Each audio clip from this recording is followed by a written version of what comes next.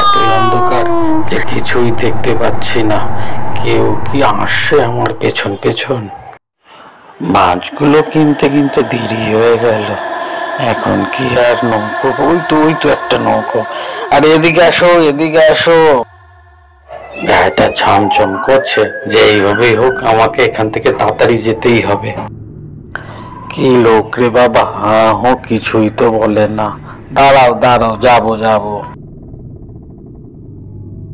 লোকটা কি দিয়ে চালাচ্ছে নৌকা? কিছুই তো নেই দেখি। যাকে বাবা, ওই পারে গেলেই হয়।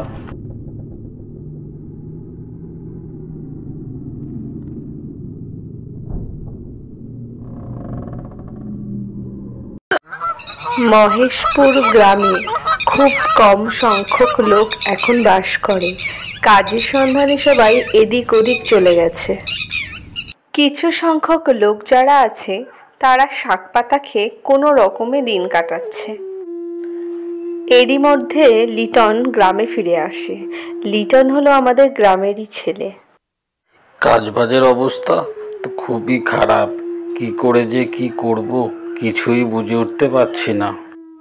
কাদের কথা আর বলিস না, আমিও খুব চিন্তায় আছি। কি যে হবে, একটা কোনো কাজবাজ নেই। আরে লিটন না, চ দেখি, চ লিটনের সাথে একটু কথা বলি, কাজের কিছু হয় নাকি। তা তুই বলে দেখ, তোর সাথে তো লিটনের বনে ভালো, তুই একবার বলে দেখ। আরে লিটন না, কিরে কেমন আছিস? কাজবাজ কেমন চলছে তোর? আমি তো ভালোই আছি, তোমরা কেমন আছো বলো। আর বলিস না, গ্রামের তো কাজবাজ সেরকম নেই, সবাই দূরে চলে যাচ্ছে। আমিও চেষ্টা করছি, কিছু কাজবাজ পেলে ভাবছি আমরাও চলে যাব। সেইটা নিয়ে আমরা দুজনে আলোচনা করছিলাম রে। দেখ না রে, কিছু কাজবাজ যদি পাওয়া যায় তাহলে আমরাও যাব দুজনা মিলে। এইভাবে আর চলছে না। কাজ তো আছে, তোমরা যদি করতে চাও তাহলে যেতে পারো। আমি কালকেই ফিরে যাব সকালে, তাহলে তুমি আমাদের সাথে যেতে পারো। একটা দোকান আছে, ব্যবস্থা ঠিক হয়ে যাবে আমাদের তিনজনের। তোমরা তাহলে কোথায় থাকবে বলো, আমি সেই অনুযায়ী তোমাদের সাথে দেখা করে নেব। হ্যাঁ, এখানেই আমরা তাহলে দাঁড়িয়ে থাকবো। তুই সকালে আয়, আমরা তিনজনে সকাল সকাল বেরিয়ে যাব তাহলে। ঠিক আছে? কাজবাজের যা অবস্থা, ভালোই হলো লিটনের সাথে দেখা হয়ে একটা কাজের ব্যবস্থা তো হলো। যাই দেখি, তাহলে কালকে আমরা সকাল সকাল বেরোবো। হ্যাঁ ঠিক আছে, আমিও তৈরি হয়ে এখানেই দাঁড়াবো। চল হারান, তাহলে এখন যাই আমরা। কালকের জন্য তো আবার রেডি হতে হবে। চ চ। হ্যাঁ চল চল, অনেক কাজ আছে, এখন সবকিছু গুছিয়ে নিতে হবে। পরদিন সকাল হতেই তাদের কথা মতো জায়গায় তারা দাঁড়িয়ে থাকে এবং একসাথে বেরিয়ে পড়ে। এটা আমাদের থাকার জায়গা, কিন্তু আগে আমরা দোকানে যাই, চলো। আমি দোকানটা খুলছি, তোমরা ঘরটা যাও পরিষ্কার করে, আবার দোকানে চলে এসো। তারপর তারা যে যার যার কাজে ব্যস্ত হয়ে পড়ে। বেশ ভালোই কাটছিল তাদের দিনগুলি। এরই মধ্যে হঠাৎই এক বন্ধু অসুস্থ হয়ে পড়ে।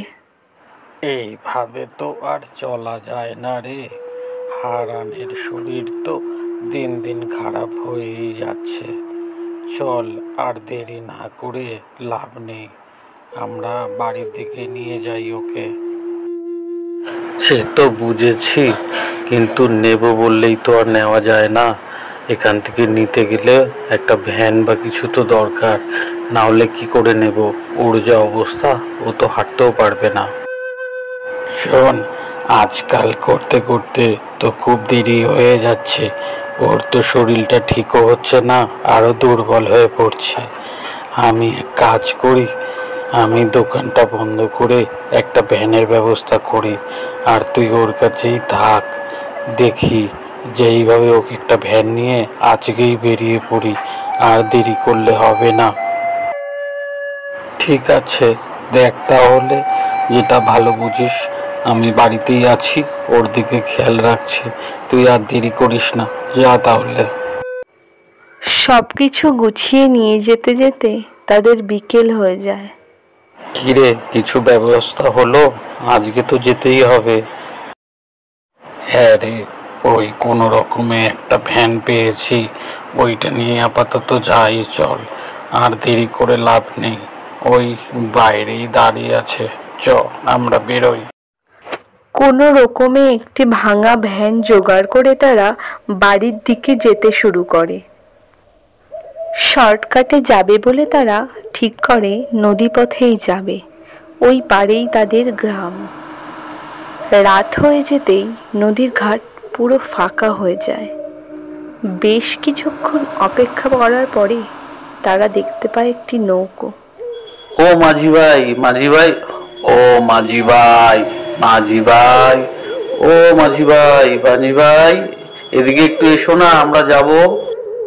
তারপর তারা নৌকোতে উঠে যাত্রা শুরু করে।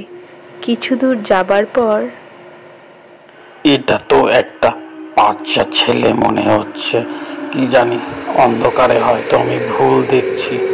যাই হোক, ওই পারে পৌঁছালেই ভালো হয়। ছেলেটার চোখটা যেন একটু কেমন দেখাচ্ছে।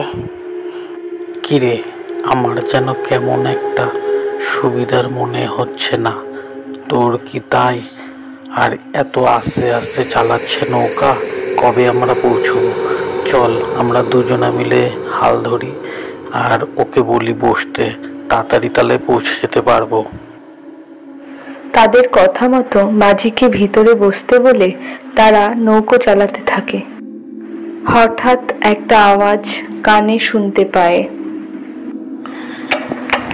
সেটা যেন একটা দারুণ আসছে, কোথা থেকে যে আসছে কে জানে। না, মনে তো হচ্ছে নৌকোর ভেতর থেকে। দেখি তো একবার। এ বাবা, এটা কি? তারপর সে সবকিছু বুঝতে পেরে বন্ধুকে ইশারা করে বলে যত তাড়াতাড়ি সম্ভব সে যেন নৌকোটি ওই পাড়ে নিয়ে যায়। কে আছেন ঘরে? না, আমাদের একটু বাঁচান না। কে আছে? কে আছো ঘরে? আমাদের একটু আশ্রয় দেবে, আমাদেরকে একটু বাঁচাও না গো। কে আছো? একটু ঘরের দরজাটা খোলো না গো। আমরা এক নরনাক্ষসের খপ্পরে পড়েছি, আমাদেরকে একটু আশ্রয় দাও না গো ঘরে। তোমার ঘরে একটু থাকতে দাও, না হলে আমাদের হয়তো মেরেই ফেলবে। আমার বন্ধুকে তা সে মেরে ফেলেছে। যত তাড়াতাড়ি পারো ওই গোয়াল ঘরে ঢুকে যাও। তোমাদের মতো অনেকে ওই শয়তানটার খপ্পরে পড়েছিল, তাই আমি চাই না যে তোমাদেরও কোনো ক্ষতি হোক। তাই বলছি ওই গোয়াল ঘরে চলে যাও। ওই শয়তানটা আর যাই হোক না কেন ওই গোয়াল ঘরে ঢুকবে না। আমি তোমাদের ঘরে আশ্রয় দিতেই পারতাম, কিন্তু তোমাদের সাথে সাথে যে আমাদেরও বিপদ আসতে পারে। তাই বলছি দেরি করো না, যাও, সকালবেলা কথা হবে।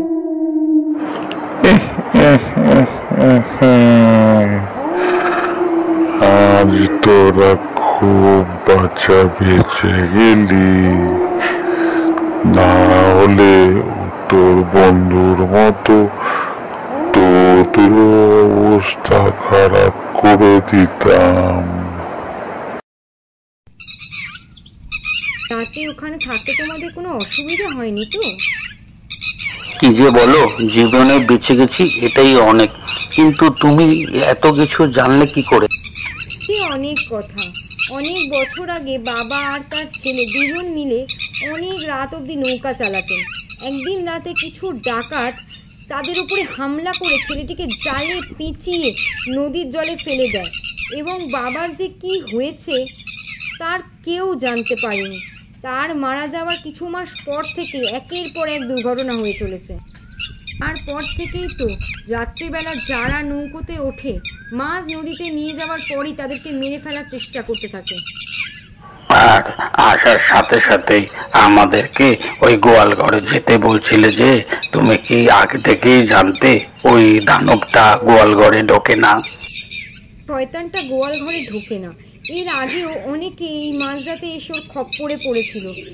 কিন্তু তোমরা জানতে না তো এখানে এলে কেন? তোমরা এত রাতে কেন এসেছো? না, এসব আমরা কিছুই জানতাম না।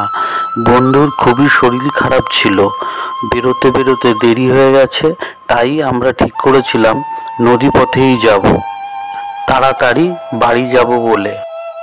ঠিক আছে, তোমরা এসো, তাহলে সাবধানে যেও, আর ভুলেও রাত্রিরে এই পথ দিয়ে আর কোনো দিন যাতায়াত করো না। তোমাকেও অনেক অনেক ধন্যবাদ, আজ তোমার জন্যই আমাদের জীবন বেঁচেছে।